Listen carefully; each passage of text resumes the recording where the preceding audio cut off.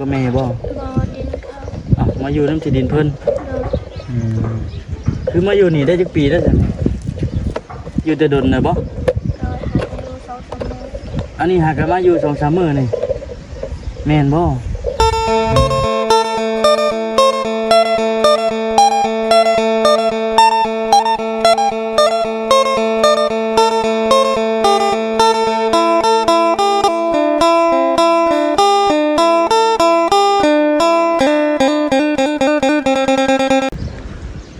โดยพี่น้องเอ้ยเนาะสบายดีเด้อสบายดีเบิดสุขคนพี่น้องเอ้ยมาพบมาพ่อกับบ่าวนาคือเก่าคือเดิมพี่น้องเอ้ยเนาะบ่าวนาสตูดิโอพี่น้องเอ้ยนี่ก็เดินทางมาหาทางแม่ตู้คูณพี่น้องเอ้ยเนาะมาครั้งแรกหลังจากมาแต่ไทยพี่น้องเอ้ยเนาะมาแต่เฮ็ดงานอยู่ประเทศไทยพี่น้องเอ้ยก็ได้มีโอกาสเข้ามาหาทางแม่ตู้เพิ่นแล้วก็สิมาแวะหาทางน้องมัจนาเพิ่นเลยพี่น้องเอ้ยครั้งแรกคือกันน้องมัจนากันเนาะจังได๋ก็ฝากคนข่าวโฆษณากันเด้อพี่น้องเด้อเนาะเบิ่งให้คลิปให้จบก่อนนี่ก็ว่าสิไปหาน้องมัจนาพี่น้องเอ้ยเนาะก็แวะมาเห็นก็ตบข้างๆทางพี่น้องว่าสิถามไทยเพิ่นว่าเป็นจังไดมาจังไดเนาะเรื่องราวของน้องเพิ่นเห็นแยมเข้ามาก็เห็นเพิ่นอยู่2คนกับน้องเพิ่นเนาะพี่น้องเห็นจักน้องจักเด็กน้อย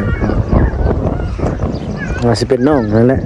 เนาะว่าได้ก็บ่ฮู้เนาะทุกคนเลยเนาะเราจะเข้าไปถามไทยเพิ่นมื้อนี้มากับทีมงานอ้ายๆพี่น้องเนาะพี่น้องเนาะบ่าวจิตแล้วก็บ่าวคำเพิ่นเนาะก็จะเข้าไปถามไทยน้องเพิ่นก่อนจังได๋บ่คำเพิ่นกำลังถามอยู่เนาะพี่น้องเนาะจะเข้าไปถามเพิ่นก่อน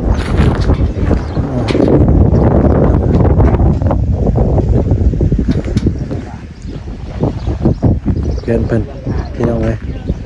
อยู่บ้านเดียวกับน้องมัจนาเนาะเห็นครับจะเป็นลูกกบบ่คุยหยังกันเด้เนาะทางน้องเพิ่นกันสบายดีเด้อทางบ่คำเนาะสบายดีทางน้องเพิ่นนำน้องเพิ่นชื่อจังได๋นี่เจ้าฮู้หรือบ่ชื่อดูดีบ่ชื่อหยังน่ะชื่อดูดีดูดีดูดีบัดดินเนี่ยดินนี่เป็น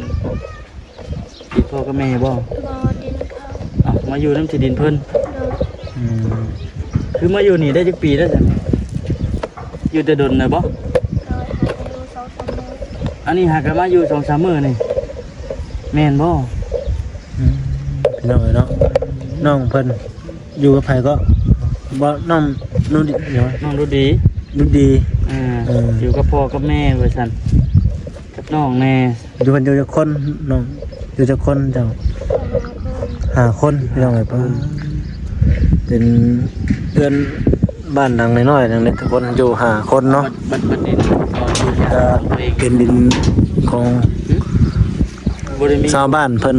พี่น้องเอ้ยเนาะน้องเพิ่นแต่ว่าคนรู้จักบ่จังตอนนี้ก็พ่อแม่เพิ่นจักไปใส่เนาะก็ตอนนี้พ่อแม่เจ้าเพิ่นไปใส่หาพ่อแม่เจ้าเพิ่นไปหาแยกตาคอยมันแดงบ่หรือว่าหากินบ่แม่เพิ่นไปหาแยกมันแดง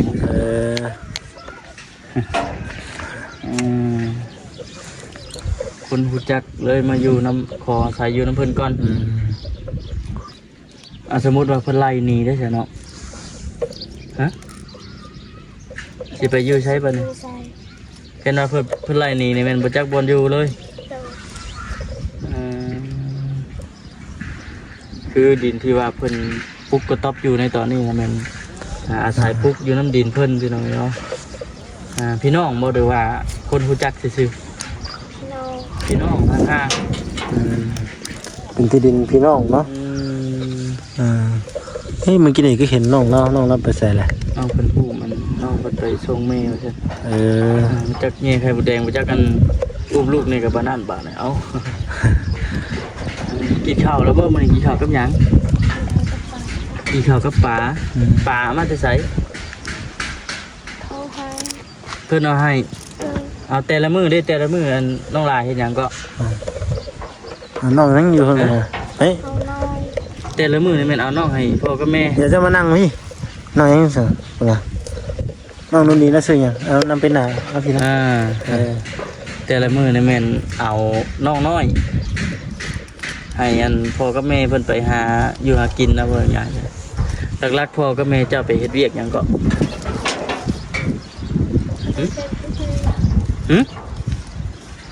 กี่ซี่บ่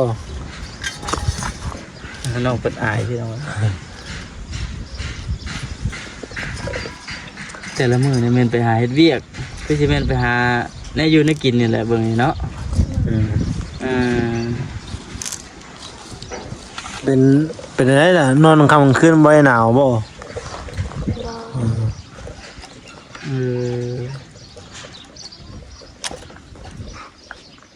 ดินนี่เป็นดินของพี่น้องเพิ่นเนาะพี่น้องเลย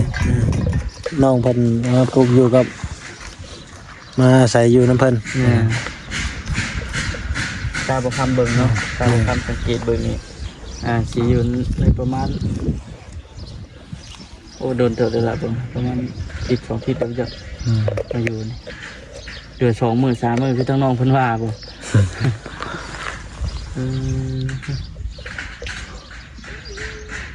มากับพอดีเห็นทั้งน้องเป็นนางน้องอยู่นะก็เลยมาถามไทยเบิ่งก่อนเป็นได้นะที่ไปที่มาเป็นตะกี้เจ้าอยู่ไสฉันคือน้ำแม่ตู้แล้วเป็นยังบัดนี้คือได้มาอยู่นี้พี่น้องลายแล้วไปอยู่ที่โอ้พี่น้องหลายแล้วมาอยู่นี้บัดนี้อยู่บ้านนี่บ่หรือว่าอยู่บ้านอื่นพุ่นอยู่บ้านนี้เป็นคนบ้านนี่เลยเป็นคนบ้านนี่แต่ว่าตะกี้น่ะอยู่น้ำแม่ตู้หรือว่าแม่เฒ่าเนาะพี่น้องเนาะแต่ว่าคนหลายก็เลยขยายหรือว่าแยกกันออกมาอยู่มาขออยู่ปุ๊บกระต๊อบน้ำเพิ่นแต่ว่าบ่ฮู้ว่าเพิ่นสิไล่หรือว่าเพิ่นสิให้ออกไปจากพื้นที่มื้อใดนะเนาะแค่ว่าเพิ่นว่าให้ออกไปก็แม่นว่าจักสิว่าแล้วพี่น้องเนาะอันนี้คือเฮาถามเด็กน้อยเพิ่นนะพี่น้องจากเพิ่น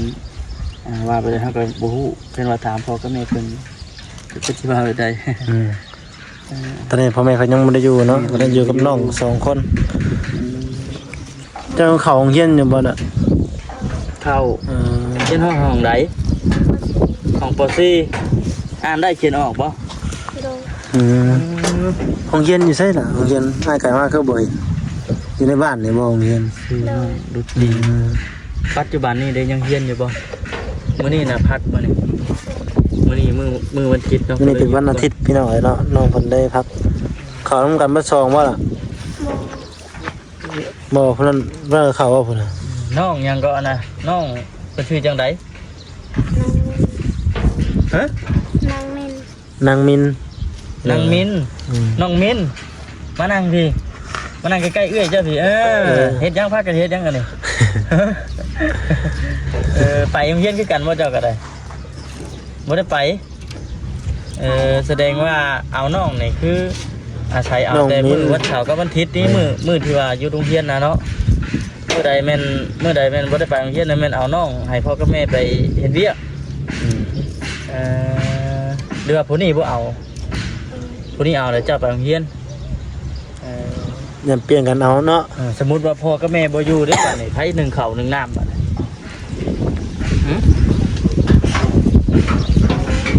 เจ้าบ่ย่านบ่ระบาดว่าสิย่านบ่ฮะเพิ่นบ่เคยเห็นเลยพี่น้องแต่ว่าเคยเห็นคนเข้ามาแบบนี้อยู่บ่น้องเพิ่นก็อยากให้อายแน่เนาะมันต้องอายบ่เคยเห็นบ่ต้องอายเด้อน้องเด้อ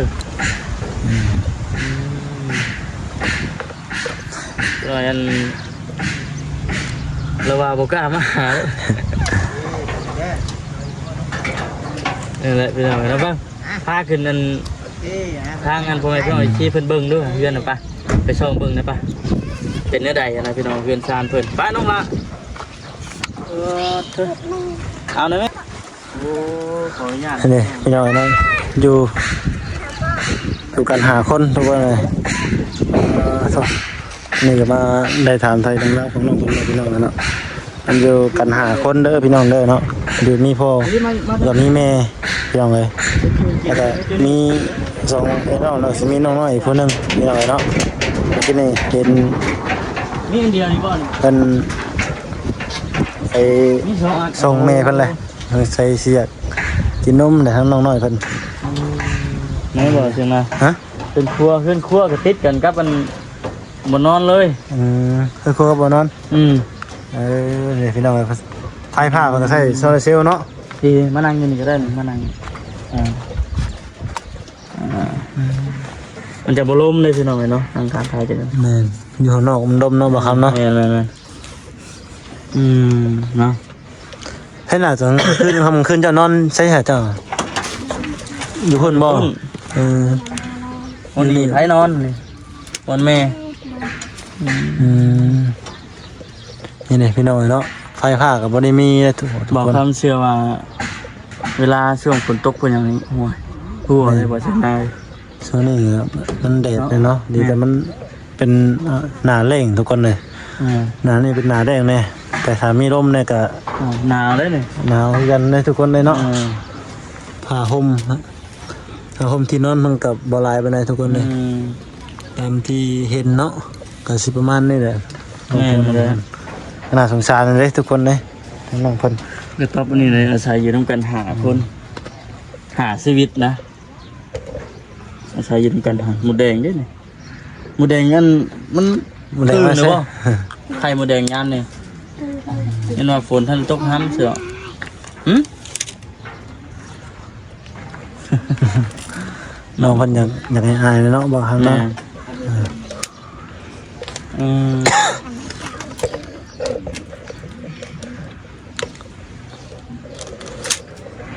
เฮ้ยมาเยี่ยมเบิ่งก่อนเช่นแต่บ่ถามไทยทั้งน้องเพิ่นกับบ่ฮู้เท่านั้นเนาะบ่ใช่มาเนาะ แม่น บางทีมื้อหน้ามื้อในมาก็อยากสิแวะเยี่ยมยามเบิ่ง น้องดูดีครับน้องนางมินพี่น้องเลยเนาะสองไอ้น้องเพราะได้เป็นเรื่อยเพราะได้เป็นน้องมาคือกันนั่นแท้ น้องดูดีเนี่ยเสียสีเดือนแล้วพี่น้องเด้อเนาะเป็นเรื่อย พ่อเจ้าได้เฮ็ดเวียกหยังก็บ่ ยกไม้ ไป หายกไม้มาเนาะหายกไม้พี่น้องเลยเนาะ ไปยกไม้ เขาจ้างกับไปใช่ไหมเนาะครัวเฮากับบุมีเด้พี่น้องเลยเฮากับดิ้นรนไป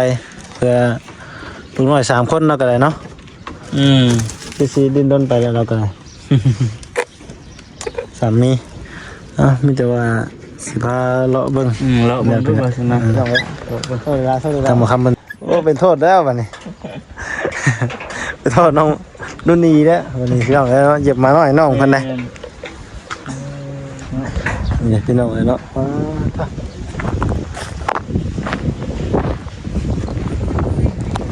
สั่ง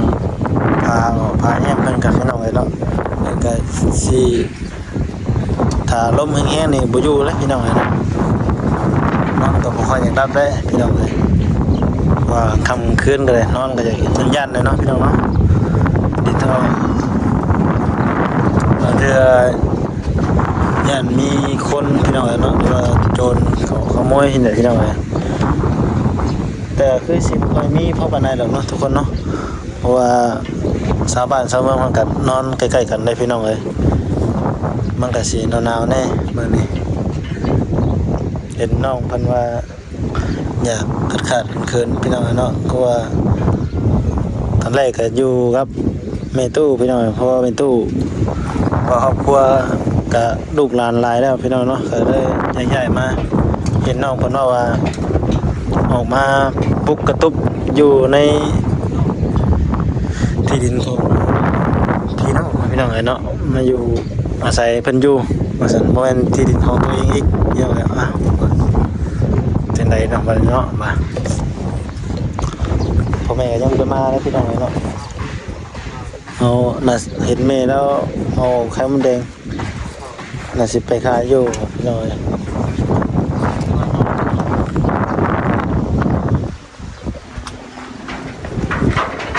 ยังหลายบ่เข้ากัน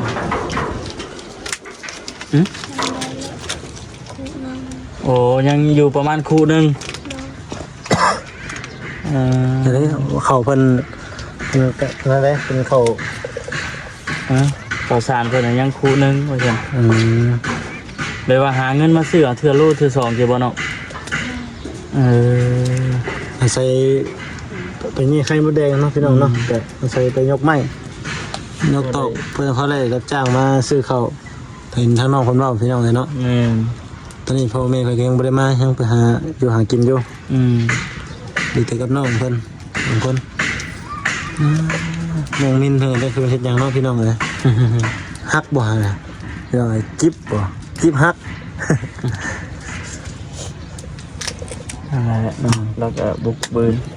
หาเงินมาซื้อข้าวซื้ออันน้ำหาเงินมาซื้อข้าวซื้อน้ำสู่ลูกกิน ถ้าเป็นหน้าฝนได้ซั่นน่ะก็อยู่นี่บ่หน้าฝนก็ โดย โอ้ฝนบ่ได้หัวบ่หลังคาเพิ่นเจ้าหัวบ่ บ่อยู่ โอ้ก็หัวแล้วพี่น้องเอ้ยเนาะมันฝนสาดพี่น้องเอ้ยเนาะทั้งหัวทั้งสาดเลยพี่น้องเอ้ย ได้ สิเอาน้ำ ได้ ให้ ใช่ไหมไม่เจอสิพากันไปพุ่นตัวเนาะ แม่นแต่ แต่ ทาง มื้อหน้ามื้อหน้าเด้อบ่าวสิมาแวะดินน้ำเด้อ โดย ด้วย มาเยี่ยม เป็นกำลังใจให้อดทนสู้ไปก่อน เด้อ โดย ให้มาอยู่ว่ามื้อน่ะ เป็นยังบ่ลึงเป็นยังบ่ลึง มันน่าสิมาได้ดีใหม่เนาะมาแวะมาถามเบิ่งพี่น้อง น้อง